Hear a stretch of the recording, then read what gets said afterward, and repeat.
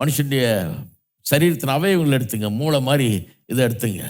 என்ன intricate wiring பாருங்க அது. இன்னைக்கு நம்ம எலக்ட்ரிஷியனை கூப்பிட்டு ஒயர் பண்ண சொன்னால் சில நேரத்தில் சொதப்பிட்டு போயிடுறாங்கல்லாம். எது எங்கே இருக்குன்னு தெரியாமல் போயிடுது. அந்த அளவுக்கு இருக்குது. என்ன மாதிரி ஒயர் பண்ணி வச்சிருக்கிறார் கர்த்தர்.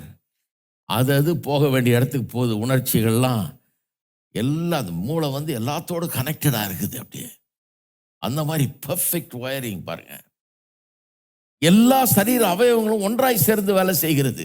தனித்தனியாகவும் நல்லா பர்ஃபெக்டா இன்ட்ரிகேட்டா ஒயர் பண்ணப்பட்டிருக்கிறது. அது மட்டும் இல்லை, எல்லா அவயவங்களும் ஒன்று சேர்ந்து இயங்குகிறது, அருமையாக இயங்குகிறது. இப்படி உண்டாக்கி இருக்காரு அவனுடைய சரீரத்தை.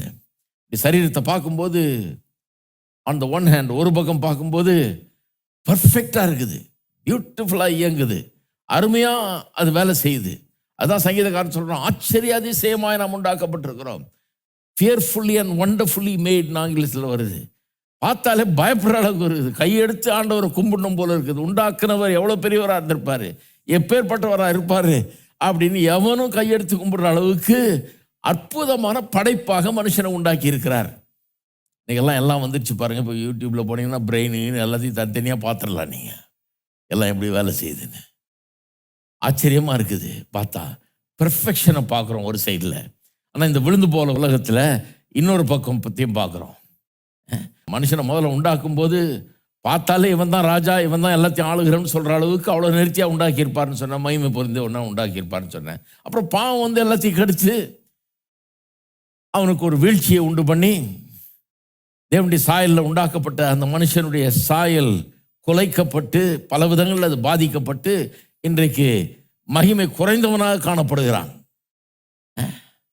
அப்படிதான் மனுஷன் காணப்படுறான். இருந்தால் கூட அந்த காலத்தில் இயேசு சொன்னார் இல்லையா, இந்த ரோமர்களுடைய அந்த காசை எடுத்து அதில் யாருடைய படம் பொறிக்கப்பட்டிருக்கிறாரு, இந்த ரோம பேரரசனுடைய படத்தை போட்டிருக்காங்க. ஏன்னா ரோம பேரரசுக்கே சொந்தக்காரன் அவன் தான் அதை ஆளுகிறவன், அவன் தான் அதுக்கு மேலே இருக்கிறான். அவனுடைய படம் அந்த காயினில் பொறிக்கப்பட்டிருக்கிறது. அவன் தான் அந்த இடத்துக்கே சொந்தக்காரன், எல்லாம் அவனுக்கு தான் சொந்தம். அவன் படம் பொறிக்கப்பட்டிருக்கிறது. இன்றைக்கு விழுந்து போன மனுஷன் மகிமை குறைந்த நிலையில் இருந்தால் கூட, மகிமை அற்று போனார்கள், எல்லாரும் பாவம் செய்து தேவ மகிமை அற்று போனார்கள் இருந்தால் கூட, இன்றைக்கு மனுஷனை பார்த்தீங்கன்னா அந்த பழைய காயின் மாதிரி அதில் எங்கேயோ ஒரு மூலையில் தேவனுடைய சாயல் அங்கே பொறிக்கப்பட்டிருக்கிறதை நீங்கள் இன்றைக்கும் காணலாம். தேவனுடைய சாயல் விழுந்து போன மனுஷனில் கூட இந்த தேவனுடைய அற்புதமான சாயல் இன்றைக்கு பார்க்கலாம். இந்த மூளையெல்லாம் இன்னைக்கு பார்த்தீங்கன்னா கூட அவ்வளோ அற்புதமாக தான் இருக்கிறது. இன்னைக்கு ஒன்றும் அது அற்புதம்.